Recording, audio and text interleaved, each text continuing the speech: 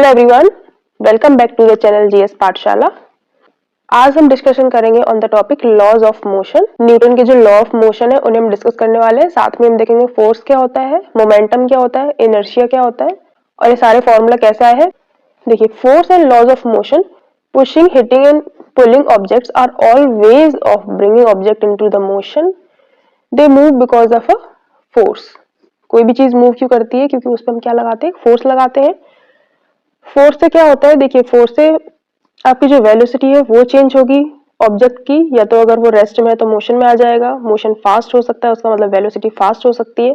साथ में उसकी डायरेक्शन भी चेंज हो सकती है। मैग्नीट्यूड तो चेंज हो गई, साथ में डायरेक्शन ऑफ मोशन भी चेंज हो सकती है। Force can change shape and size of the object. Force से क्या होता है? ऑब्जेक्ट की शेप चेंज हो सकती है, साइज चेंज हो सकती है। यहाँ पे आप डो का एग्जाम्पल देख रहे हैं। स्प्रिंग का एग्जांपल देखिए ध्यान से। स्प्रिंग आपको पहले दिख रही थी नॉर्मल शेप में, वो कंप्रेस्ड भी हो सकती है और उसका जो साइज है वो बढ़ भी सकता है, यानी कि स्ट्रेच भी हो सकती है because of force. Force causing change in velocity. देखिए, वेलोसिटी में चेंज देख सकते हैं हम। जैसे किसी ब्लॉक को अगर मोर फोर्स से अगर मूव करेंगे तो उसकी वेलोसिटी बढ़ जाएगी। यहाँ पे आप एक बॉल का एग्जाम्पल देख रहे हैं।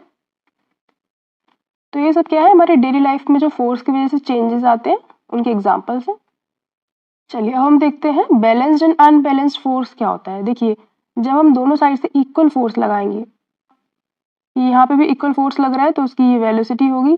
जो फोर्स इस साइड से लग रहा है उसकी वेलोसिटी इधर होगी। तो दोनों ही अगर इक्वल है तो ब्लॉक मूव नहीं करेगा, वो अपनी जगह पे ही रखा रहेगा। अगर हम अनइक्वल फोर्स लगाएं, जैसे मान लीजिए इस एग्जाम्पल में आप देख रहे हैं यहाँ से कोई फोर्स नहीं है, ठीक है, जीरो, और यहाँ से फोर्स लग रहा है, तो ये ब्लॉक कहाँ मूव करेगा? ये ब्लॉक का जो वेलोसिटी का डायरेक्शन है वो इस साइड होगा, ठीक है। फोर्स का भी डायरेक्शन इसी साइड होगा।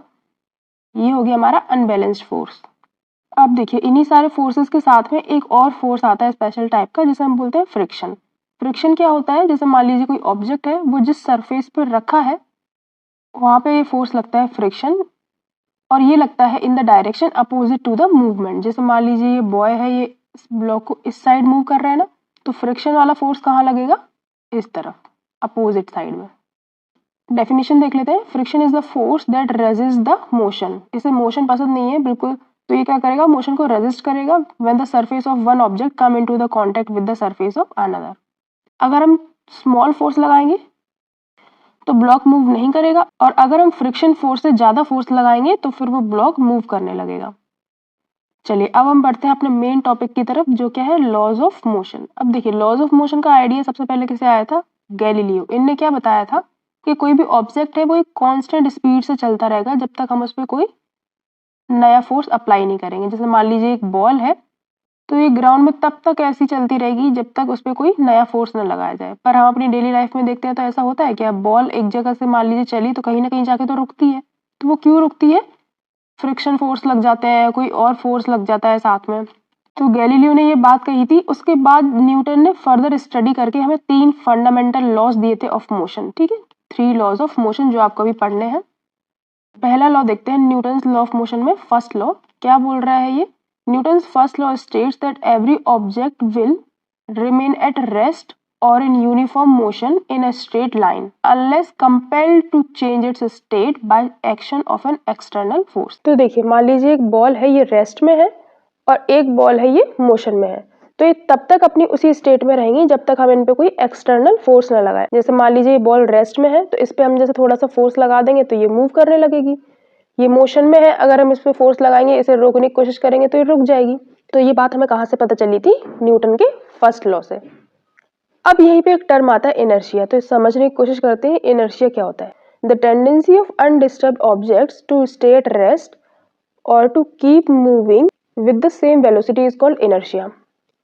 यानी कि अगर कोई ऑब्जेक्ट है वो रेस्ट में है तो वो रेस्ट में ही रहना चाहेगा। कोई वेलोसिटी यानी कि मूवमेंट में है, मूव कर रहा है, तो वो मूवमेंट में ही रहना चाहेगा। इसे हम क्या बोलते हैं? इनर्शिया। यानी कि वो अपनी जो स्टेट है उसे अनडिस्टर्ब रखना चाहता है, वो डिस्टर्ब नहीं होना चाहता। तो ये तो आप देख रहे हैं बिल्कुल सेम हमें कैसा लग रहा है? फर्स्ट लॉ ऑफ मोशन के जैसा। तो एक्चुअली जो ये लॉ ऑफ इनर्शिया है और लॉ ऑफ मोशन है, ये एक ही चीज को बोलते हैं, ठीक है। तो फर्स्ट लॉ ऑफ मोशन को लॉ ऑफ इनर्शिया भी बोलते हैं, याद रखना ये चीज आपको। अब देखिए, आपने एक चीज देखी होगी, जैसे मान लीजिए एक बड़ा ब्लॉक है और एक छोटा ब्लॉक है, दोनों के पास ही इनर्शिया है। लेकिन अगर मान लीजिए हम इसे मूव करेंगे तो हमें ज्यादा फोर्स लगाना पड़ेगा, इसे मूव करने के लिए हमें कम फोर्स लगाना पड़ेगा। तो इससे आपको क्या चीज समझ में आ रही है? Higher the mass higher the inertia, जितना ज़्यादा मास होगा उसमें उतना ही ज़्यादा हमें फोर्स लगाना पड़ेगा to change its state of motion और रेस्ट। तो इसीलिए हम इसे क्या बोलते हैं, inertia is directly proportional to mass. ठीक है, inertia is directly proportional to mass. Inertia के 3 टाइप्स होते हैं, inertia of rest, inertia of motion and inertia of direction. चलिए कुछ एग्जांपल से समझते हैं। देखिए, इनर्शिया एट रेस्ट, आपने ये वाला एक्सपेरिमेंट तो बचपन में करा ही होगा। ग्लास ऑफ वाटर पे हमने क्या करा है, कार्ड रखा है, उसके ऊपर कॉइन रखा है। तो जब हम इस कार्ड को हटाएंगे तो कॉइन कहाँ, सीधा पानी में गिरेगा। क्यों? Because of inertia at rest. जो हमारा कॉइन है वो क्या चाह रहा है, वो रेस्ट में रहना चाह रहा है, क्योंकि वो पहले से ही रेस्ट में था। इसी तरह से अगर हम इस बस में देखें तो आपको ये जो पैसेंजर दिख रहा होगा, ये कहाँ मुड़ रहा है, ये पीछे की तरफ जा रहा है। ऐसा क्यों हो रहा है? क्योंकि in respect to that vehicle ये पैसेंजर ये रेस्ट में था। अब जैसे ही व्हीकल चलना स्टार्ट करेगा तो पैसेंजर की जो बॉडी है वो क्या चाहेगी, वो रेस्ट में रहना चाहेगी because of inertia at rest. तो वो क्या हो जाएगी, पीछे की तरफ झुक जाएगा, वो अपनी रेस्ट वाली पोजीशन में ही रहना चाहेगी। नेक्स्ट है हमारा इनर्शिया ऑफ मोशन।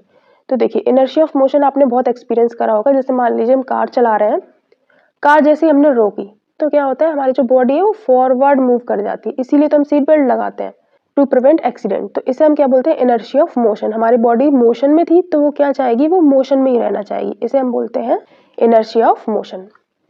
फिर देखिए इनर्शिया ऑफ डायरेक्शन। जैसे मान लीजिए आप इस कार में जा रहे हैं और ये कार को इस तरीके से जाना है, ठीक है, यहाँ पे डायरेक्शन मूव करनी है। तो आपने एक्सपीरियंस करा होगा कि हमारी जो बॉडी है वो यहीं पे रह जाती है इसी डायरेक्शन में, और कार इस तरफ मूव कर जाएगी। तो ये हमारा क्या होता है, इनर्शिया ऑफ डायरेक्शन। यानी कि पहले हम सीधे जा रहे थे तो हमारी जो बॉडी है वो क्या चाहेगी, वो चाहेगी कि हमारा जो डायरेक्शन है वो ऐसा ही रहे, लेकिन कार को मूव करना है इधर, तो यहाँ पे क्या लग जाता है, इनर्शिया ऑफ डायरेक्शन। चलिए अब हम देखते हैं हमारा सेकंड लॉ ऑफ मोशन क्या कह रहा है। The rate of change of momentum of a body is directly proportional to the net external force applied and this change in the direction of the force applied. देखिए क्या बोल रहे हैं, rate of change of momentum जो होता है वो directly proportional होता है टू द फोर्स अप्लाइड, और जो डायरेक्शन होती है मोमेंटम के चेंज की वही डायरेक्शन होती है फोर्स की। इसे समझने के लिए पहले हम देखते हैं कि मोमेंटम क्या होता है। देखिए मोमेंटम को हम पी से डिनोट करते हैं, स्मॉल पी। इसका फॉर्मूला होता है मास इनटू वेलोसिटी। मोमेंटम में मास भी होता है, वेलोसिटी भी होती है। तो ऐसा यूनिट यहाँ से आप याद कर लीजिए या फिर निकाल सकते हैं। किस तरीके से निकाल सकते हैं, देखिए m यानी कि मास kg हो जाएगा, एंड वेलोसिटी का आपको पता ही है क्या होता है, मीटर पर सेकेंड। अब देखिए इम्पैक्ट के बारे में क्या बोल रहे हैं, impact produced an object depend on the mass and velocity. तो यहीं से हमारा क्या आया है, मोमेंटम। न्यूटन ने दिया था momentum. Momentum has both direction same as velocity and magnitude. Momentum के पास भी डायरेक्शन होती है एंड मैग्नीट्यूड भी होता है। चलिए इसे हम थोड़ा समझने की कोशिश करते हैं कि जो हमारा rate of change of momentum है, यानी कि मोमेंटम को हमें क्या करना है, चेंज करना है, यानी कि p। हमारा जो मोमेंटम का चेंज है वो डायरेक्टली प्रोपोर्शनल है टू द फोर्स अप्लाइड। बाद में हमारा मोमेंटम हो गया फाइनल p2, और पहले जो हमारा मोमेंटम था वो था p1। और मोमेंटम का आपको फॉर्मूला तो पता ही है, मास इनटू वेलोसिटी। तो देखिए मास तो सेम रहेगा, फाइनल वेलोसिटी, और p1 क्या हो जाएगा हमारा, मास इनटू इनिशियल वेलोसिटी। तो यहाँ से आ जाएगा हमारा m v माइनस u। ये किसके डायरेक्टली प्रोपोर्शनल है, ये फोर्स के डायरेक्टली प्रोपोर्शनल है। ठीक है, ये चेंज इन मोमेंटम हो गया। इसी तरीके से rate of change of momentum क्या आ जाएगा, m v minus u upon t। और आपको पता ही होगा हमारी जो फर्स्ट इक्वेशन ऑफ मोशन थी वो क्या थी, v is equal to u plus a t. यहाँ से हमारा एक्सेलरेशन कितना आ जाता था, v minus you upon t. तो देखिए force is directly proportional to, ये जो हमारा v minus you upon t है इसकी जगह हम एक्सेलरेशन लिख सकते हैं ना, तो ये हो जाएगा हमारा मास इनटू एक्सेलरेशन। तो यहाँ पे ध्यान से देखिए, force is directly proportional to क्या आया है, ma। अगर हमें डायरेक्टली प्रोपोर्शनल का सिंबल हटाएंगे यहाँ से, तो फोर्स इज इक्वल टू, इसकी जगह पे क्या आ जाएगा, एक कांस्टेंट ऑफ प्रोपोर्शनलिटी, इसको हम बोलते हैं k। अगर k की वैल्यू मान लीजिए 1 है, ठीक है, तो फोर्स इज इक्वल टू क्या आ जाएगा, ma, यानी कि force is equal to mass into acceleration. तो यहाँ से एक फॉर्मूला आ गया, ये आपको याद रखना है, फोर्स इज इक्वल टू क्या होता है, मास इनटू एक्सेलरेशन। जब भी हम किसी बॉल को मोर फोर्स से मूव करेंगे ना, तो वो ज़्यादा मूव करेगी, उसकी वेलोसिटी ज़्यादा होगी। अगर हम इसी पे कम फोर्स लगाएंगे तो इसकी वेलोसिटी क्या हो जाएगी, कम हो जाएगी। डिस्टेंस कवर्ड भी क्या हो जाएगा, कम हो जाएगा। अब हम कुछ एग्जाम्पल्स देखते हैं सेकेंड लॉ ऑफ मोशन के। While catching the cricket ball, fielder pulls his hand backward while catching the ball. आपने देखा होगा जैसे कोई क्रिकेट बॉल को फील्डर जब पकड़ता है तो अपने हाथों को मूव करता है। मूव क्यों करता है? ताकि जो उसका मोमेंटम है वो कम हो जाए। मास तो बॉल का सेम रहेगा। मोमेंटम का फॉर्मूला हमारा क्या होता था? P is equal to mv। Mass तो सेम रहेगा बॉल का, जो वेलोसिटी है वो कम हो जाए, जिससे क्या होगा? कम फोर्स लगेगा, क्योंकि change in momentum is directly proportional to force. तो फोर्स कम लगेगा तो उसके हाथों को चोट कम लगेगी। सेकेंड एग्जाम्पल देखते हैं। जब कराटे प्लेयर अपनी आइस स्लैब को तोड़ता है विद सिंगल ब्लो, तो ये सब कैसे हुआ? देखिए, कराटे प्लेयर ने जब उसको स्ट्राइक करा, अपने हैंड को स्ट्राइक करा, तो बहुत ही फास्ट मोशन करता है, तो उससे क्या होता है? एक लार्ज मोमेंटम बनता है, P is equal to mv। तो देखिए, मास तो हैंड का सेम रहेगा, पर जो वेलोसिटी होती है वेरी फास्ट होती है, बहुत तेजी से वो अपना हाथ मूव करेगा, लार्ज मोमेंटम प्रोड्यूस होगा, और लार्ज मोमेंटम यानी कि लार्ज फोर्स, तो इससे जो ब्रिक होती है या आइस होती है वो टूट जाती है। चलिए अब हम देखते हैं हमारा थर्ड लॉ ऑफ मोशन क्या कहता है। Third law of motion states that when one object exert a force on another object, the second object instantaneously exert a force back on the first. मतलब क्या बोल रहे हैं? जब हम एक ऑब्जेक्ट के ऊपर फोर्स लगाएंगे तो उस ऑब्जेक्ट से एक फोर्स वापस से ऊपर लगेगा। For every action there is always equal and opposite reaction. अगर मान लीजिए हम इस दीवार को F1 फोर्स से धक्का दे रहे हैं, तो ये दीवार भी हमें F2 फोर्स से धक्का देगी, और ये जो F2 फोर्स है ये F1 के बराबर होगा, बस ये डायरेक्शन में अपोजिट होगा। तो आपको थर्ड लॉ ऑफ मोशन में केवल इतना याद रखना है, for every action there is always equal and opposite reaction. इसके एग्जाम्पल देखते हैं, काफी इंटरेस्टिंग एग्जाम्पल है इसके।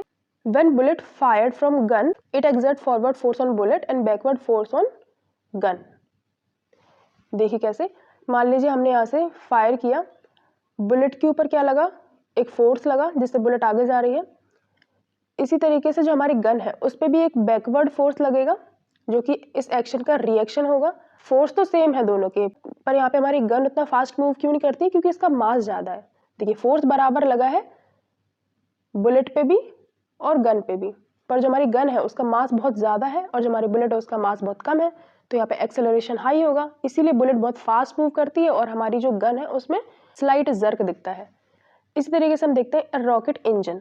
देखिए, रॉकेट इंजन से बहुत ही हॉट एग्जॉस्टेड गैस निकलती है पीछे की साइड, तो इससे क्या होगा? इससे एक अपोजिट एंड इक्वल रिएक्शन मिलेगा टू द रॉकेट, और यही वो एनर्जी है जिससे रॉकेट मूव करेगा। ये thrusting force is produce in the opposite reaction, और ये हेल्प करेगा रॉकेट को फर्दर मूव करने में।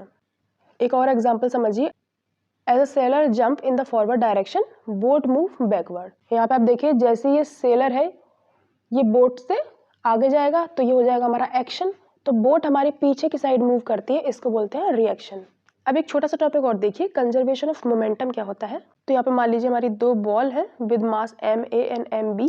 जब ये आपस में कोलाइड करेंगी तो इनकी जो पहले वेलोसिटी थी मान लीजिए initial velocity ua and ub, बाद में इनकी वेलोसिटी चेंज हो जानी है, तो वो क्या हो जाएगी? va and vb। तो यहाँ पे रूल क्या कहता है? सम ऑफ मोमेंटम, ये मोमेंटा है sorry, sum of momenta after collision is equal to sum of momenta before collision. तो देखिए, इसे फॉर्मूला से हम समझते हैं कि जो हमारा एक्शन है और रिएक्शन है वो कैसे होंगे? इक्वल होंगे। तो यानी कि फोर्स हमारा A B and force B A. Force A B यानी कि जो ए बॉल बी पे लगा रही है, एंड फोर्स बी ए यानी कि जो बी बॉल ए पे लगा रही है, ये दोनों कैसे होंगे? इक्वल होंगे। और फोर्स आपको पता ही है क्या होता है? Mass into acceleration. तो एम ए, एक्सेलरेशन को हम v minus you upon T लिख सकते हैं, तो V A minus U A upon T is equal to force B A क्या होगा? एम बी, और उसका जो rate of change of velocity यानी कि वी बी माइनस उसकी जो इनिशियल वेलोसिटी थी अपॉन टी। देखिए, यहाँ से इसे सॉल्व करेंगे तो क्या आ जाएगा? M A v A minus m A u A upon T is equal to, अब देखिए यहाँ पे जो आपका ये फोर्स था ना, यहाँ पे एक माइनस सिंबल रहेगा। क्यों? क्योंकि ये जो फोर्स है हमारा ये अपोजिट डायरेक्शन में लग रहा है। इक्वल तो है वैल्यू में, पर ये अपोजिट है डायरेक्शन में, तो इसी तरीके से यहाँ पे हमारा जो माइनस का सिंबल है, और फिर m v B minus m B u B upon t, t और टी यहाँ से कैंसिल कर दीजिए। तो देखिए यहाँ से हमारा क्या आ रहा है? M A v A minus m A u A is equal to minus m v B plus m v u B. इनको जब हम सॉल्व करेंगे तो क्या आ जाएगा? M A v A plus m B v जो हमारी फाइनल वेलोसिटी है उनको एक साइड ले जाएंगे और जो हमारे इनिशियल वेलोसिटी वाले कंपोनेंट्स हैं उसे हम एक साइड ले जाएंगे। तो देखिए यहाँ से क्या आ गया है हमारा मोमेंटम, फाइनल मोमेंटम एंड हमारा इनिशियल मोमेंटम। तो यहाँ से हमें क्या पता चल रहा है कि जो हमारा कोलाइजन के बाद भी जो मोमेंटम है वो कैसा रहेगा, सेम रहेगा पहले जैसा, यानी कि मोमेंटम हमारा कैसा रहता है, कंजर्व। अगर आपको इतना डेरिवेशन नहीं समझना है तो उसको भी आप छोड़ सकते हैं, बस आप ये आखिरी जो हमारा ये निष्कर्ष है इसको याद रखिए, जो हमारा मोमेंटम है वो कैसा रहता है, कंजर्व। ओके, तो यहाँ पे हमारा topic laws of motion and force end होता है। आई होप आपको ये सारी चीज़ समझ में आई होंगी कि किस तरीके से फोर्स लगता है, उसके लॉज क्या कह रहे हैं, हमारे जो सराउंडिंग्स है उसमें इसका किस तरीके से इम्प्लीमेंटेशन होता है। एग्जाम्पल्स को याद करने की कोशिश कीजिए, 2-3 बार देखेंगे तो आपको फिर समझ में आने लगेगा कि यहाँ पे कौन सा रूल अप्लाई हो रहा है। तो चलिए फिर मिलते हैं हम नेक्स्ट वीडियो में, जिसमें हम कुछ एग्जाम्पल्स को कवर करेंगे। न्यूमेरिकल्स को किस तरीके से सॉल्व करना है वो मैं पार्ट 2 में इंक्लूड करूँगी। यहाँ तक अगर आपको कोई डाउट हो तो आप मुझे कमेंट सेक्शन में बता सकते हैं। चलिए फिर मिलते हैं हम नेक्स्ट वीडियो में।